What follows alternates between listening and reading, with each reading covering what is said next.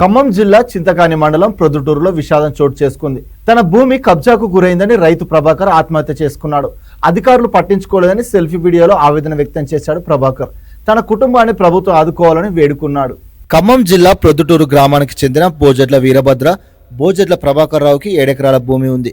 Survey number 276, 277లో ఉన్న భూమి విషయంలోనే వివాదం నెలకొంది.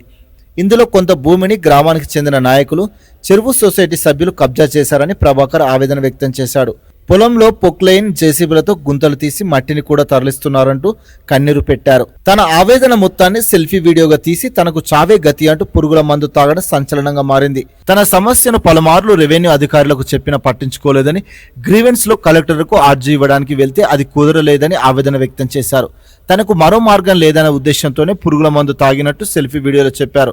7 ఎకరాల భూమిలో 3 ఎకరాలు సర్వనాశనమైందని, ఈ వీడియో ముఖ్యమంత్రి రేవంత్, ఉప ముఖ్యమంత్రి బట్టి విక్రమార్కకు చేర్చాలని కోరారు. తన కుటుంబాన్ని ఆదుకోవాలంటూ రైతు వీడియోలో చెప్పడం చుపారులను కంటతడి పెట్టిస్తున్నది. కాగా ప్రభాకర్ పురుగుల మందు తాగిన విషయం తెలిసిన వెంటనే కుటుంబ సభ్యులు ఘటనా స్థలానికి చేరుకొని ఆసుపత్రికి తరలించారు. అయితే అప్పటికే పరిస్థితి చేయి దాటిపోయింది. మార్గ మధ్యలోనే ప్రభాకర్ చనిపోయాడు. దీంతో కుటుంబ సభ్యులు కన్నీరు మున్నూరిగా విలిపిస్తున్నారు. ఖమ్మం జిల్లాలో రైతు ఆత్మహత్య రాష్ట్ర వ్యాప్తంగా సంచలనంగా మారింది.